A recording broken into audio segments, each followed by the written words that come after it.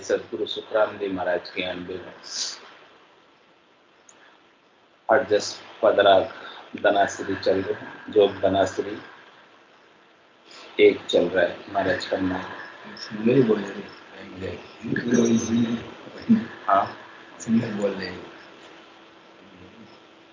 ऐसा है कोई ऐसा है वर में दुबेद्या में तेरे लो जैसे राम किसी विद सागे तन मन खोज रे बेटे रे लो कोई कहे शिर धनी न कोई कर्मा बस जगे डोले रे कोई कहे हरे या माही करता निश दिन बोले रे लो ऐसा है कोई ऐसा है बरम दुविद्या में तेरे लो जैसे राम किसी विद सागे तन मन खोज रे बेटे लो कोई कहे तीर्थंकर साचा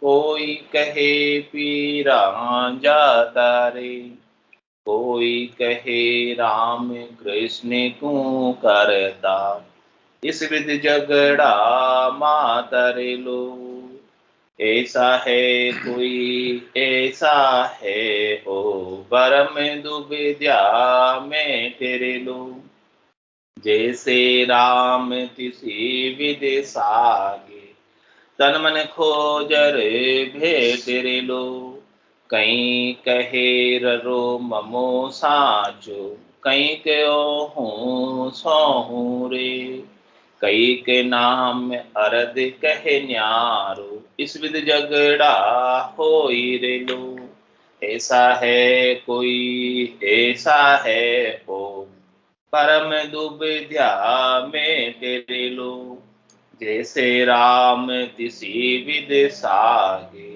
तन मन खोज रे भेट रे लो कहीं के अवगत निरंजन गावे कहीं कहे सब एक रे कहीं कहे भरम सब सारो कौन देख कर पेखी रे लो ऐसा है कोई ऐसा है ओ परम दुविद्या में तेरे लो जैसे राम किसी विद सागे तन मन खोज रे भेट रे लो रमता राम भजन लिव साची और केवता सारी रे कै सुखी राम जगत कुल बंदियो रे ऐसे धर्म विचारी रे लो ऐसा है कोई ऐसा है ओ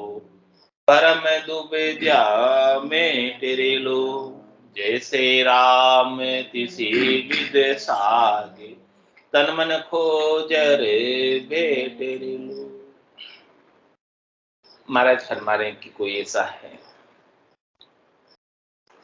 जो हमारी सारे भरम और दुविधा मिटा दे हमें राम जी जैसे हैं वैसे ही दर्शन हो राम जी का जैसा स्वरूप है राम जी का जैसा सच्चा स्वरूप है सत स्वरूप है राम जी का जैसा आनंद स्वरूप है उसे आनंद स्वरूप के हमें दर्शन करा दे। अब इस संसार में राम जी के दर्शन के लिए अलग अलग सब बातें तो कहते हैं कि राम जी ऐसे हैं ऐसे हैं ऐसे हैं। और उनको दर्शन करने के भी सबके अपने अपने मत है पंथ है संप्रदाय।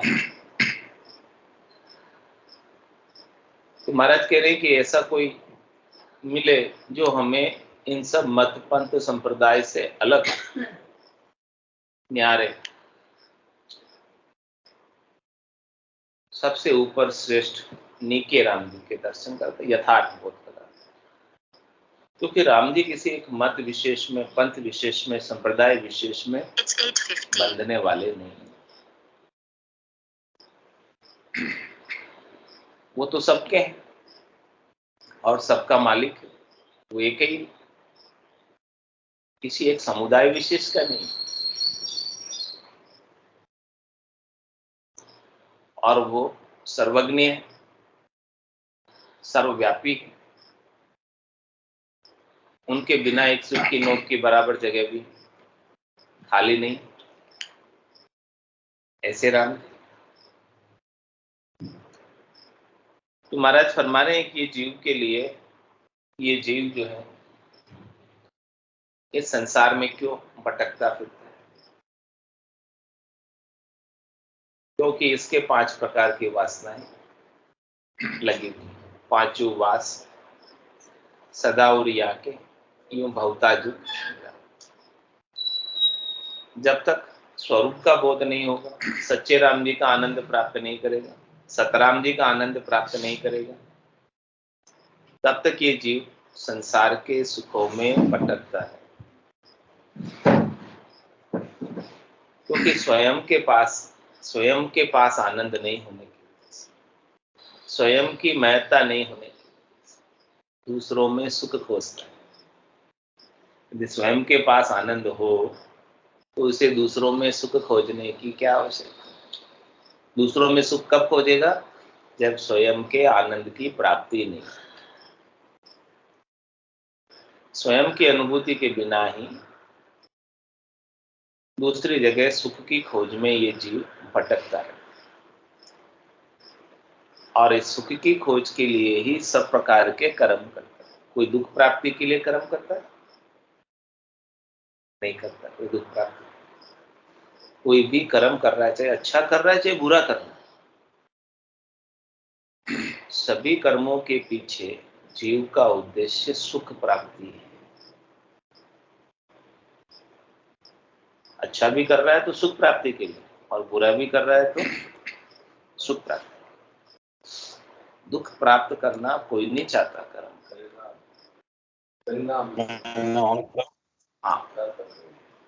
हाँ, कोई चलता ना, कोई भी कर्म, कोई भी काम करेगा तो किसके लिए करेगा? सुख के लिए ही करेगा।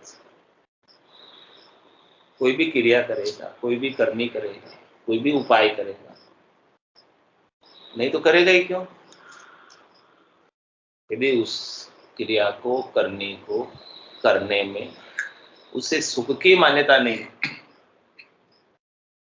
ऐसा उसे प्रलोभन नहीं हो कि मुझे ये करने से सुख मिलेगा, ऐसा कोई प्रलोभन नहीं, क्यों करेगा? करेगा ही। क्योंकि करने में परिश्रम होता है, शरीर को कष्ट देना पड़ता है। बिना कष्ट दिए कुछ भी क्रिया संभव। तो कोई भी जीव अपने शरीर को कष्ट कब देना चाहेगा? जब उससे सुख प्राप्ति की मान्यता हो कि मैं जो कुछ भी कर रहा हूं उसको करने से मुझे आगे सुख होएगा, तभी वो अपने शरीर को, अपने मन को, अपने वचन को, अपनी काया को क्रिया में प्रवृत्त करेगा। इसके बिना तो कोई प्रवृत्त करेगा नहीं। तो महाराज फरमाने कि इस प्रकार से वो कर्म करके, कर्मों के वश होकर, कर्म करने के वश होकर जग में डोल रहा है। क्यों डोल रहा है? क्योंकि उसे सुख चाहिए। क्यों आया जगत में? शरीर में क्यों आया? संसार में क्यों आया? इंद्रियों का संग क्यों किया? मन का संग क्यों किया? बुद्धि का संग क्यों किया? चित्त का संग क्यों किया? अहंकार का संग क्यों किया? 5 ज्ञानेंद्रियों का संग क्यों किया? 5 कर्मेंद्रियों का संग क्यों किया? इन सब से इनको सुख लेना। प्रकृति का संग क्यों किया? सुख लेना। तो ये सुख लेने का भाव इस जीव के भीतर होने की वजह से ये सब प्रकार के कर्म करता है, और सब प्रकार के कर्म करने का परिणाम भी इसे भुगतना। किया तो था सुख के लिए कर्म, लेकिन वो परिणाम उसके हाथ में नहीं। परिणाम तो करता तो सब अच्छे, करने वाला कौन बुरा करे? करने वाला कोई भी कार्य, आप तो चोरी भी करता तो सोचता पैसा आएगा, पैसा। ऑपरेशन करवाता है, शरीर दान करवाता है। हाँ हाँ, सुख प्राप्ति के लिए कराता है। तो सबकी क्रिया सुख के लिए हो रही है, लेकिन सुख के साथ दुख जुड़ा ही हुआ, जोड़े से ही एक सिक्के के दो पहलू। तो नहीं चाहते हुए भी दुख आ जाता। इस प्रकार से जीव क्रिया करते हुए करनी और क्रिया में उलझा रहता है, फंसा रहता है, और इसके परिणामों को भोगता रहता है, और ये चक्र चलता रहता है। इस चक्र से बाहर कभी आ ही नहीं सकता। इस चक्र से बाहर कब आएगा, कैसे आएगा? रोग जो लगा हुआ है, रोग जो इसे लगा हुआ है सुख प्राप्ति का, वो रोग का मूल क्या है, रोग का जड़ क्या है? जब तक वो रोग की तह तक नहीं जाएगा, रोग की जड़ तक नहीं जाएगा, तब तक उस रोग का इलाज नहीं है। क्या करें? उस रोग की जड़ क्या है, मूल क्या है? जो इसे पर से सुख लेने की इच्छा है, अन्य से सुख लेने की इच्छा है, अपने स्वरूप की महत्ता नहीं होने की वजह से, अपने स्वरूप का बोध नहीं होने की वजह से, अपने सत्स्वरूप का आनंद प्राप्त नहीं होने की वजह से, जो इसे पर से सुख लेने की इच्छा है, वो ही रोग का, जड़ का, कर्मों का मूल है।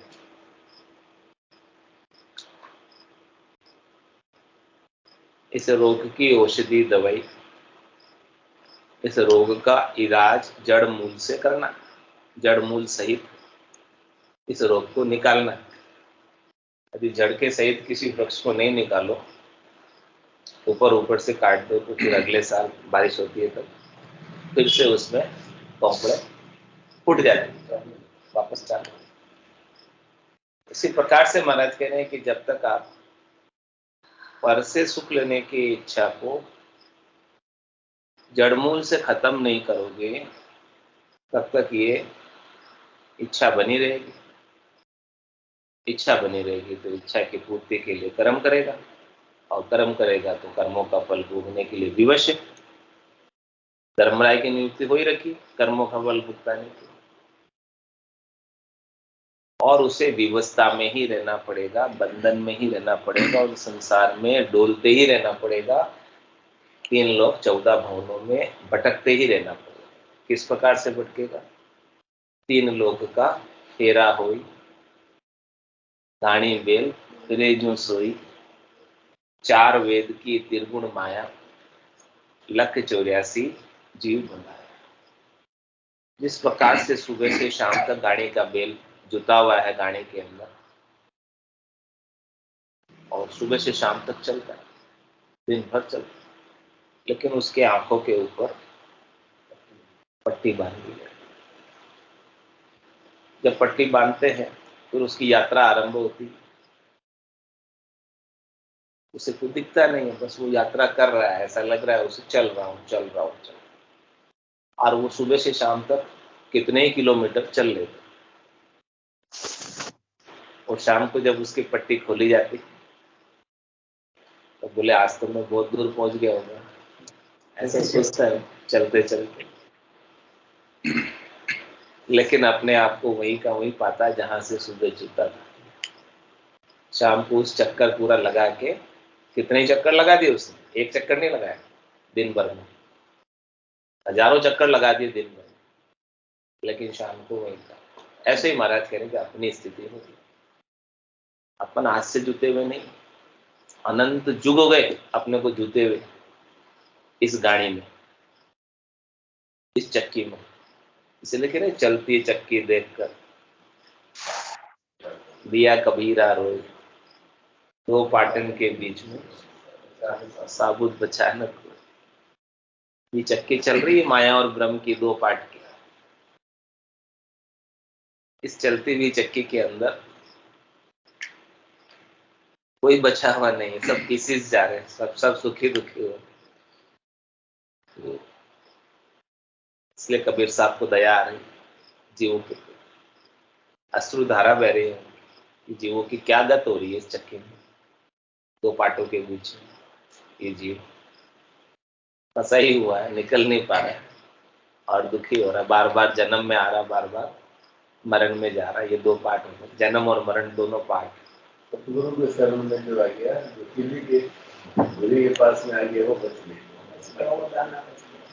बाकी तो सब दुखी हो रहे, किसी जा रहे, सब कष्ट भोग रहे, दुख भोग रहे, क्योंकि जन्मते वक्त भी कष्ट है और मरते वक्त भी कष्ट है और पूरी जिंदगी भी कष्ट साथ में है, शरीर के साथ।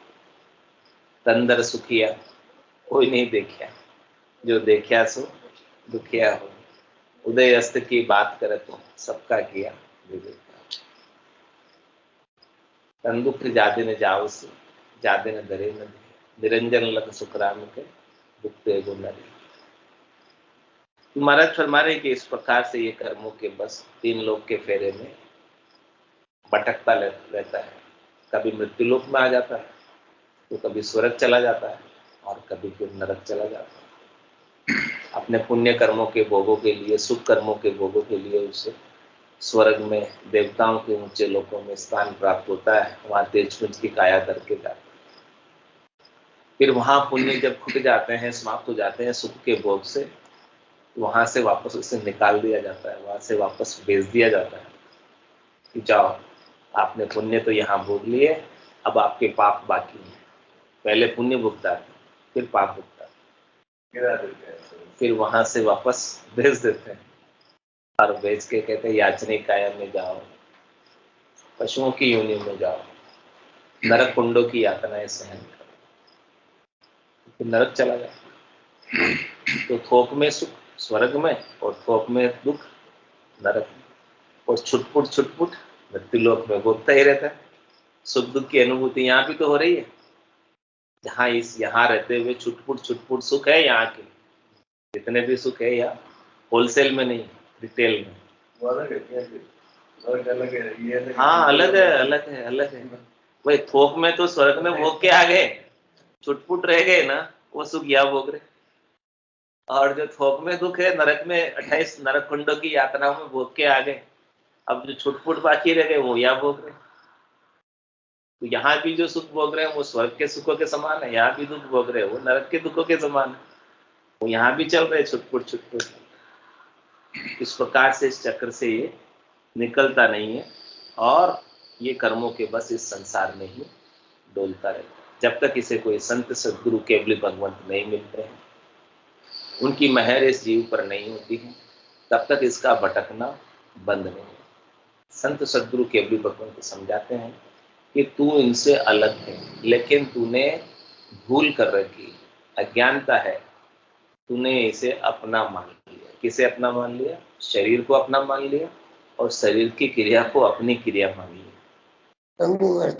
और उसी का भार तू उठा रहा है अपना मानने की वजह से। सेठ के यहाँ मुनीम कोई नौकरी करता है और सेठ को लाखों रुपए की कमाई होती है उसकी वजह से, या सेठ को लाखों रुपए का नुकसान होता है उसकी वजह से, तो मुनीम का क्या बिगड़ा? न तो लाखों रुपए की कमाई में उसका हिस्सा है और न लाखों रुपए के नुकसान में उसका हिस्सा है। तो महाराज फरमा रहे आप भी संसार के अंदर सेठ बन के मत, मुनीम बन के। सेठ बन के रहोगे तो लाभ का सुख उठाओगे और नुकसान का दुख उठाओगे। सेठ को ही होता है ना सुख और दुख, लाभ होता है तो सुख किसको होता है? सेठ को ही होता है। नुकसान होता है तो दुख किसको होता है? सेठ को। मुनीम पे क्या फर्क पड़ा? तो दिनस्थ मजदूर मस्त, बस खत्म उसका। उसको क्या सुख है क्या दुख, कितने कमाई हो जाओ चाहे कितना ही नुकसान, इससे क्या फर्क पड़ता है? तो सेठ तो सांवरिया है। सेठ कौन? परमात्मा है, राम जी। अपन तो सब उनके मुन्नी नौकर। इस भाव से यहाँ रहना है तो कर्म आपके ऊपर बंधेंगे ही नहीं। It's 8:30. अपना मान लेते, सेठ बन जाते हैं, मालिक बन जाते हैं, मालिकी का भाव आ जाता है अपने अंदर। तब फिर सारे कर्म बंधना आरंभ होता। क्या कह रहे हैं महाराज, इस कर्मों के बस डोलते हो। क्यों डोलते हो? क्योंकि आपने अपनी मान्यता में जो चीज आपकी नहीं थी उसने आपकी मान लिया। अपन ने जो चीज अपनी नहीं थी वो अपनी मान ली, ये गलती। इस संसार में कोई चीज अपनी है क्या? यदि अपनी हो तो साथ लेके जानी, छोड़ के नहीं जानी। जो चीज आप साथ ले जा सकते हो इस संसार से, वो चीज आप, और जो चीज साथ नहीं ले जा सकते वो चीज आपकी नहीं है। सिंपल सा फंडा। क्लियर है कि नहीं है? इसमें कोई समझने में कोई मुश्किल है क्या? इसमें कोई समझने में? तो यूनिवर्सल ट्रूथ है लेकिन लोग मानते नहीं। वही तो गलती कर रहे हैं महाराज, वही समझा रहे कि आप गलती कर रहे हो, वही भूल कर रहे हो। नहीं मानने की ही गलती हो रही है। आप मानने लग जाओ इस बात को तो कोई दुख रहेगा क्या, या कोई सुख रहेगा क्या? संसार के अंदर कितनी संपत्ति भी आ गई, तो न सुखी होगे, और चली भी गई तो दुखी नहीं हो, क्योंकि मेरी थी नहीं। जिसकी थी वो रोवे, मैं क्यों रोऊं? जिसकी थी वो दुखी हो गए,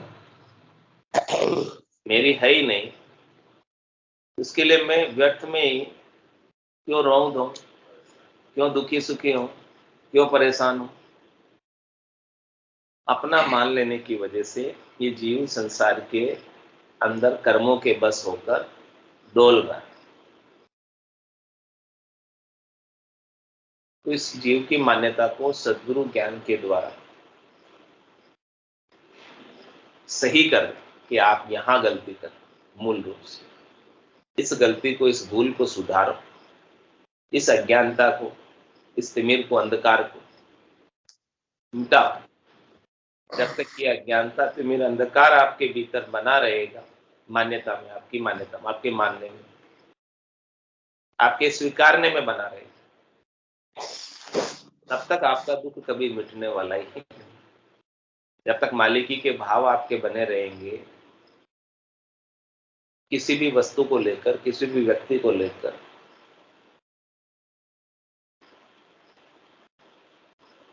तब तक आपका दुख कभी नहीं मिटेगा। और जिस दिन मालिकी के भाव समाप्त हो गए, मैं कुछ भी नहीं हूं और मेरा कुछ भी नहीं, जब अभी आया ना, मैं हूं तो केवल वही है, परमात्मा का हूं और परमात्मा में रह जाए, बस इतना ही संबंध। हे नाथ, मैं आपका हूं और आप मेरे, यही समझ। आशा एक राम जी से, दूजी आशा छोड़, नाता एक राम जी से, दूजा नाता, तो अपने दूसरे नाते को अपन लेकर चलते हैं साथ में। उसके कारण ही दुखी सुखी हुई। अपन आशा राम जी से नहीं करके अन्य से करते हैं सुख प्राप्ति, कि कोई मुझे सुखी कर दे। महाराज कह रहे कोई आपको सुखी नहीं कर सकता। आपको सुखी करेंगे तो केवल संत सदगुरु केवली भगवान आपको अपने स्वरूप का बोध कराकर, आपको अपना आनंद प्राप्त कराकर सुखी कर सकते। और प्रत्यक्ष रूप में भगवान भी आ जाए तो आपको सुखी नहीं कर सकते, जब तक आपके भीतर चाहना लगी हुई है। जब तक आपकी चाहना नहीं मिटेगी, तब तक कोई जीव सुखी हो नहीं सकता, संसार से छूट नहीं सकता, बंधन से मुक्त हो नहीं सकता, मोक्ष को प्राप्त हो नहीं सकता, विश्राम को प्राप्त हो नहीं सकता। इसीलिए डोल रहा है। कोई कहे शिर धड़ी न कोई, कर्मा बस जग डोले, ऐसे डोल रहा है। ये एक मत है। अपन ने अभी केवल एक मत देखा कि जीव संसार में क्यों डोल रहा है। ऐसी बात ज्ञानी कहते हैं। और दूसरे ज्ञानी भी क्या कहते हैं? दूसरा मत क्या बता रहे? कोई कहे हरिया माही करता, निज दिन बोले रे लो। दूसरे कहते हैं कि ये जीव कुछ नहीं करता, ये जीव कुछ नहीं करता, इस जीव को करने की शक्यता नहीं, जीव को कुछ भी करने की सामर्थ्य नहीं।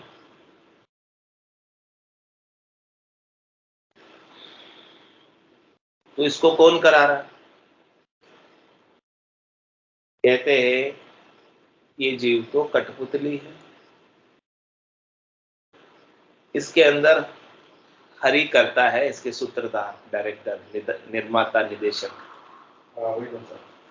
वही नचा। जैसे वो नचा रहे हैं वैसे ये जीव नाच रहा है।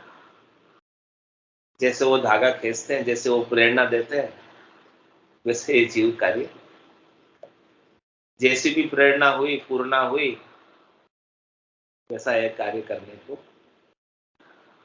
प्रवृत्त होता है। तो कह रहे हैं कि इनके पीछे करने वाला और कोई दूसरा ही है, कि जीव तो कुछ कर सकता नहीं, न तो साधन इसके हैं, न सामग्री इसकी है, इस जीव की कुछ भी नहीं। साधन सामग्री करने के लिए सब कुछ हरि ने दी है, भेज रहे। उनके ही साधन सामग्री को उपयोग करते हुए, उनकी ही प्रेरणा से ये जीव कुछ कर पाता है, इसके बिना तो कुछ नहीं करता। इसका क्या भाव है? सो करो सो राम जी, मैं तो करता नहीं, राम चरणों में करो बड़ी चूक मुझ। इसमें कृतज्ञ भाव कि मैं करता हूं सुना। कौन कर रहे हैं, कौन करा रहे हैं? जैसा भी कर रहे हैं, जैसा भी करा रहे हैं, राम जी करा रहे हैं, मैं नहीं कर। तो अपने द्वारा कोई अच्छा कार्य भी बना है तो उसका श्रेय किसको लेना? मैंने किया नहीं, मैंने किया अच्छा दिए, राम जी ने समझ दिए तभी तो कर। बाकी कैसे कर सकते थे? और तेरे से होता तो तू पहले ही कर लेता।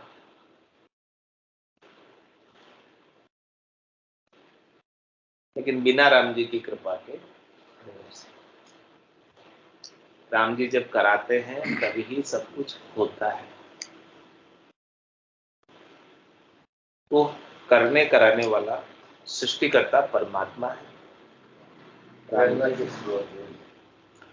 और निष्दिन बोले रे, रात दिन वही बोल रहा है। इस घट के भीतर वही बैठा हुआ है, वही बोल रहा है मैं कुछ भी नहीं। नमो, नमस्कार, क्या तात्पर्य हुआ? न मैं नहीं हूं, न मैं। नमस्कार का क्या तात्पर्य? नमो का क्या तात्पर्य? मैं नहीं हूं, जो कुछ हो वो आप ही, मैं नहीं। नमो का क्या? न मैं खत्म। जब मैं खत्म हो गया तो कौन रहा? हरि रहे, राम जी रहे। तो महाराज कह रहे कि हरि ही है भीतर करने कराने वाले, और रात दिन हरि ही बोल रहे हैं, परमात्मा ही बोल रहे हैं।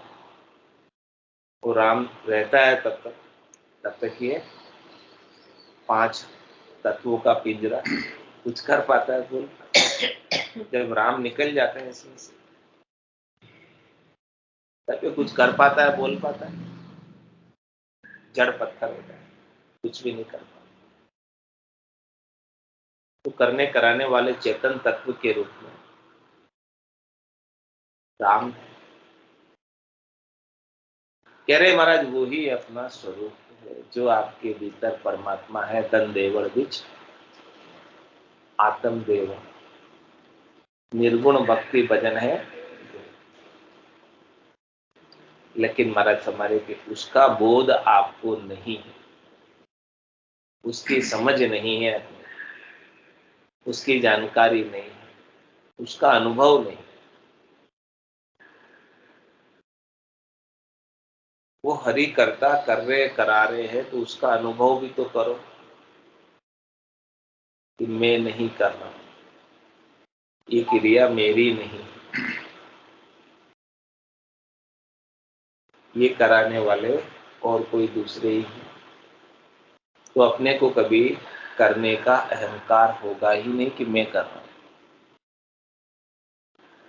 और करने का अहंकार हो गया कि मैं कर रहा हूं, तो फिर वहां नहीं पहुंच सकते जहां आपको जाना है, मोक्ष में, परम मोक्ष में। अहंकार के साथ वहां प्रवेश निषेध, वर्जित है। अहंकार को लेकर वो जा नहीं सकता। जब तक मैं रहता है, मैं करता हूं, तब तक तू यही रह, यही कर। जिस दिन कहेगा कि मैं कुछ नहीं कर सकता, उस दिन वहां आ जाए,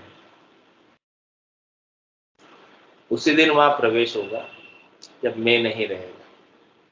जब तक बूंद अपने अस्तित्व को बनाए रखती है, अपने व्यक्तित्व को बनाए रखती है, तब तक वो बूंद ही रहती है। बूंद जिस दिन अपने व्यक्तित्व को मिटाकर अस्तित्व रूपी सागर में मिल जाती है, उस दिन वो सागर होती है। तो जब तक बूंद अपने व्यक्तित्व को बूंद के रूप में रखेगी, तब तक वो सागर नहीं हो सकती। हो सकती है क्या सागर? बूंदी। इसी प्रकार से आत्मा जब तक अपने व्यक्तित्व के अंदर रहेगी, अपने करने पने में रहेगी कि मैं कर रहा हूं, मैं कर रही हूं, ऐसे रहेगी, तब तक वो आत्मा ही रहेगी, वो परमात्मा में नहीं मिल सकती। जिस दिन उसका करना पना, जिस दिन उसका व्यक्तित्व टूटेगा, उस दिन वो परमात्मा के अस्तित्व में, परमात्मा की सत्ता में मिल जाएगी। उसके बिना मिलने वाली, तो महाराज पहली बात समझे, अब दूसरी बात भी समझा दी कि कोई कहे शिर धनी न कोई, कर्मा बस जग डोले रे, और कोई कहे हरिया माही करता, और निष्दिन बोले रे लो। रात दिन वो ही बोल रहा है। और इसके आगे की भी और बात है, वो और कल समझाएंगे।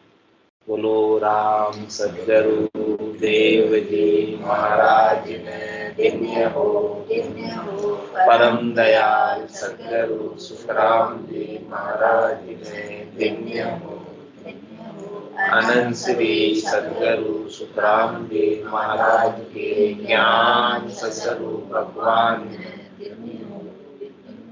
केवली भगवंता ने धन्य हो, जीवा तारण जहाज ने, मोक्ष के मालिका ने धन्य हो, अनंत कोटि संता ने धन्य हो। राम सभा में राम राम सा राम राम सा राम राम राम राम राम राम राम सा राम राम सा, सब संतान है सैया ने राम राम राम राम राम राम राम राम राम राम सा राम राम।